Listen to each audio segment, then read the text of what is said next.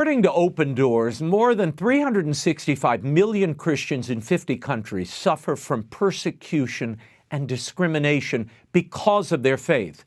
In parts of Africa, 1 in every 5 Christians suffer some kind of persecution.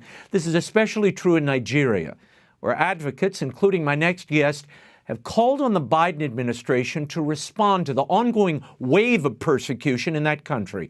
Joining me now to discuss the situation, not only in Nigeria and other parts of the world, Director of the Center for Religious Freedom at the Hudson Institute, Nina Shea. Nina, thanks for coming back. According to Open Doors, a staggering 90% of all Christians killed for their faith are killed in Nigeria. Over Christmas, we saw the 140 Christians just massacred in that country.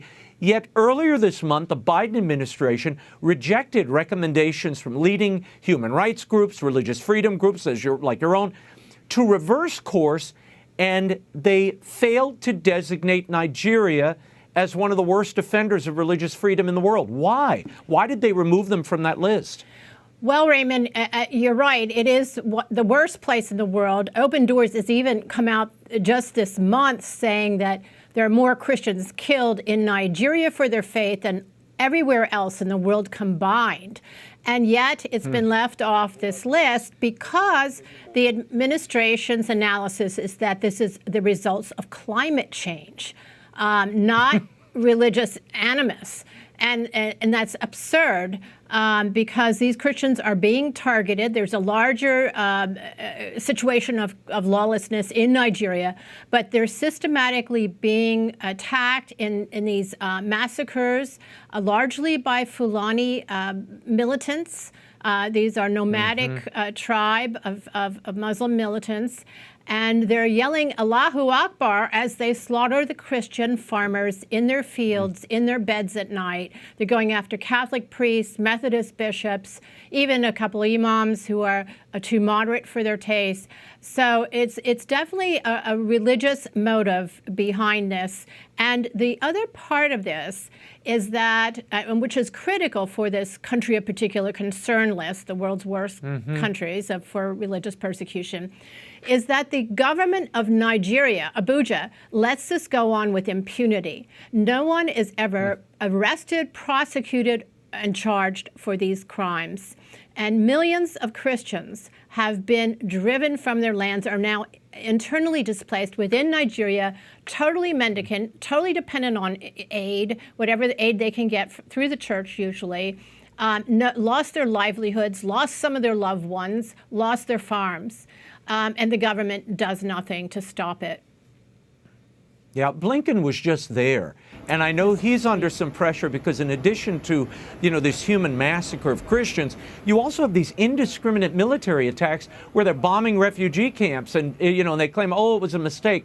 Why won't they, A, condemn this regime and rein it in? We give them a lot of aid. I know you've sent a letter to Congress, along with Congress, rather, asking them to respond to the Department of State's failure to adequately address all of this systematic, ongoing religious persecution. What response have you received? Well, we have received no response except a rejection of our proposal to name it in this list, which is a fairly, moderate step. It's simply to identify them and put some pressure on the government. They do receive $1 billion a year in U.S. foreign aid. And wow. And it keeps going up because the situation keeps spiraling out of control. This is Africa's most populous country. It's one of its wealthiest. It's probably its wealthiest. Yet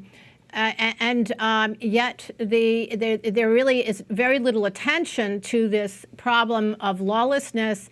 It starts with attacks on the religious minorities, particularly the Christians, which is very large. It's almost half the country, half the population. And then it spirals out, and it spins out of control. It never stays with just the Christian after many years. It started with the kidnapping of Christian girls, Leah Sharibu, who's still a slave now after being kidnapped from her school, and the Chibok schoolgirls, the same thing. And then it started attacking all schools. These militants. Some of them just wanting to shut down Western-style education, others wanting just money. and hostages. So it's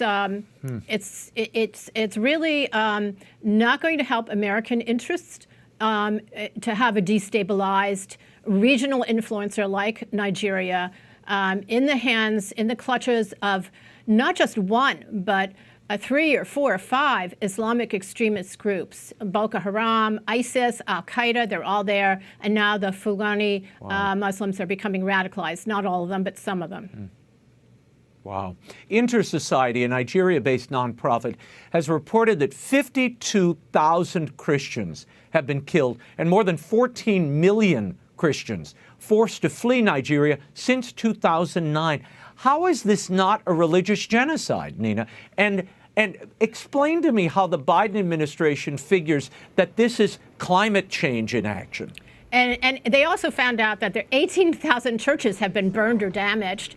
And this is happening in, what's very vivid and clear is when you look at one of their states, Benue State, it's in the northern central part of Nigeria, right outside of Abuja, not far, and it's the capital. And it's about 90% Christian. And this year, I think just in this past 12 months or so, they've had 2 million Christians internally displaced because of wave after wave of these Fulani massacres, again, attacking farmers. And the Fulani don't live there. They are invading from outside, from another state or maybe even another country. And when these Christians flee to the refugee camps, internal camps for aid, because they have to leave their villages, they're attacked there too.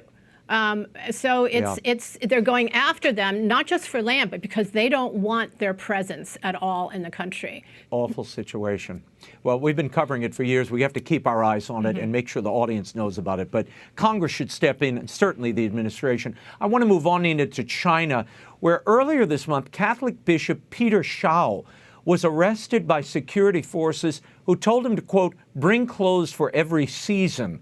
Bishop Shao was, by the way, ordained by Benedict XVI by papal mandate in 2011. However, he is not recognized by the Communist Chinese authorities due to his refusal to join the Patriotic Association. And this is not the first time that this bishop has been arrested. Have Chinese authorities given any reason for his arrest this time? Or does anyone have any idea why he was taken? No, there's no reason. There's no, except that he hasn't joined this patriotic group, which means that he refuses to take a vow of distancing himself, of independence from the Vatican, from the Pope. So because he remains a faithful to the Pope and to the Catholic doctrine, he is being taken away. And he's usually been taken away, multiple times over the years, maybe 7, 8 times, for various lengths of time, sometimes most of a year. And he's sometimes just taken away for special holy days or holidays so that he cannot say Mass. And this time it was very ominous because they told him to bring clothes for all seasons, indicating that he'd be there for a long time. But this is completely without due process. So there is no trial. There's no charges. But Nina, where is the Vatican in all of this? I mean, and I want you to tie it to this story that's breaking today. Bishop Thadio Wang Huxiang, who was consecrated a bishop within the framework of this Vatican-China agreement today. Pope Francis made his episcopal appointment back in December, but we're only hearing news of it once the man's already consecrated. What is going on here? The Vatican is clinging to this agreement as if China's upholding it, but China's not. Beijing has breached the agreement several years ago, about 2 years ago, and the Vatican does not want to criticize Beijing in any way, so that it will, in fact, go further than that. They will praise Beijing, saying it upholds climate standards, which it doesn't. It's one of the worst. So it praises China and refuses to criticize them, even when their own bishops are being appointed behind their back. I mean, when Beijing is appointing their own bishops behind the Vatican's back, or when they're putting the Pope's consecrated bishops with a papal mandate in prison or in secret black jails. This is unofficial detention centers, which is where Bishop Shao is today. Is that what you think happened here, that Beijing dropped this bishop on Rome? So that's why it's kind of coming out, we only learn about it during the consecration, rather than an earlier announcement and a formal appointment by Rome? Yes, I think that under the agreement, the Vatican has indicated that the Pope has a say. He at least has a veto power, and it turns out not to be true in a number of cases, the last number of episcopal appointments by Beijing.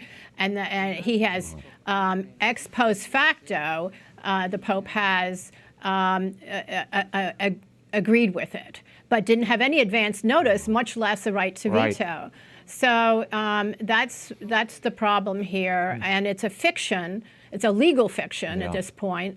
And the Pope, for the sake of unity, he says he's going along with these bishops, but these bishops, may not be are not his choice. And Peter Shao, the Bishop Shao, who did have a papal mandate, one of the reasons that they think that his diocese thinks that he was put away in this black jail just this month is that he wrote a letter to a priest in his diocese who was appointed by the Patriotic Church, who started transferring parishes away out of the diocese and doing things without the episcopal approval of Peter Shao, Bishop Shao. And he said that's a violation of canon law. And he wrote that letter, and the next thing he knew, he was under arrest and thrown into a secret detention place.